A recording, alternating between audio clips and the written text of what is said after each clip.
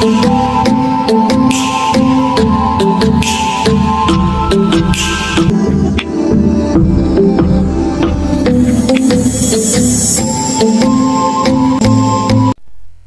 day.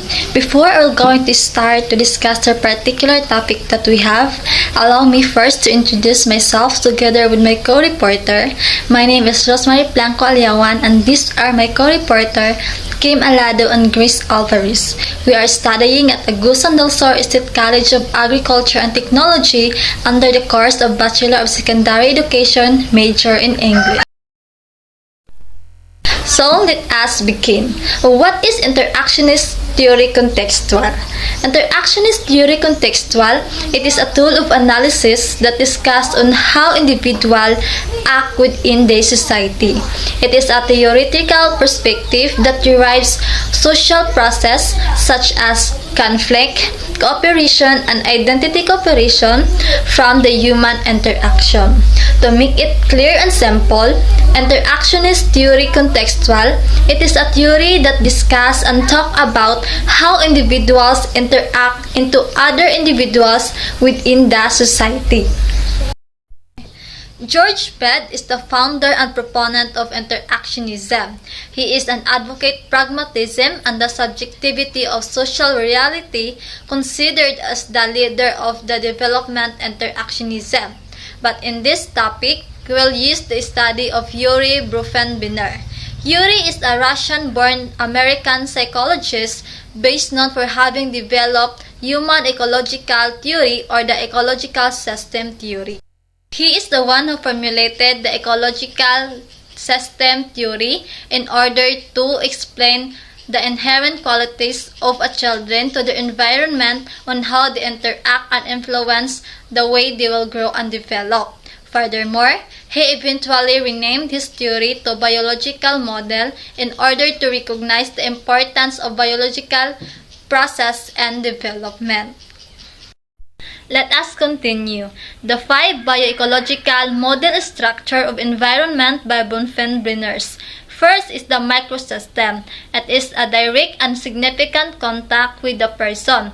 The input of the people is modified by the cognitive and bioecological state of the individual as well. And microsystem, it is talk about the direct contact or interaction with individuals into other individuals. For example, or the person who involved of this is they, children to the family, their friends, the neighborhood, in the classroom. For example of microsystem is the child is able to perform social interaction or social relationship into other children inside the classroom. In this example, we can say that microsystem is happen because there is a direct interaction with one children into other children. Okay, let's proceed the second level of Brefenbrenner's ecological system theory. Mesosystem. Mesosystem is a component of ecological system theory developed by Urie Brefenbrenner in the 1970s. It processes that children don't develop only by influence from their close familial environment. Surrounding environment are influential on the development of the child as well. For example, linkage between family and school or child's mesosystem might be home and the school, which means mesosystem is outside of one's daily activities but may still have an effect on the individual to other individual. Let's continue. The third level of Brefenbrenner's ecological system theory. The ecosystem. The ecosystem contains the setting or events that the child does not actively participate in, but that have a profound effect on the child development not least. For example, it includes the neighborhood, parents, workplace, friends, and mass media. Okay, these are environments in which the child is not involved and external to their experience. because the child is not active to participate. That's why they are not involved for these activities, but this does not affect to their development experience. The macrosystem is a system of Brefenbrenner ecological system theory that focuses on culture, society, and history.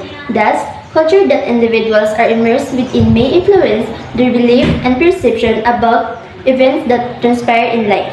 So that a component of the ecological system theory developed by Urie Brefenbrenner, the term macrosystem, describes the cultural context in which person live. The macrosystem is the larger culture as a whole and includes socioeconomic status, wealth, poverty, and ethnicity. Example of the macrosystem is the culture how children absorb the ideas, custom, and social behavior influence children's identity, values, and perception. Children who live in a wealthy family will experience a different development than a child living in poverty. The fifth and final level of Brefenbrenner's ecological system theory is known as chronosystem. This system consists of all the environmental change that occur over the lifetime, which influence development, including major life transition and historical events. So that chronosystem consists of the pattern of environmental event and transition over the life course, as well as changing socio-historical circumstances.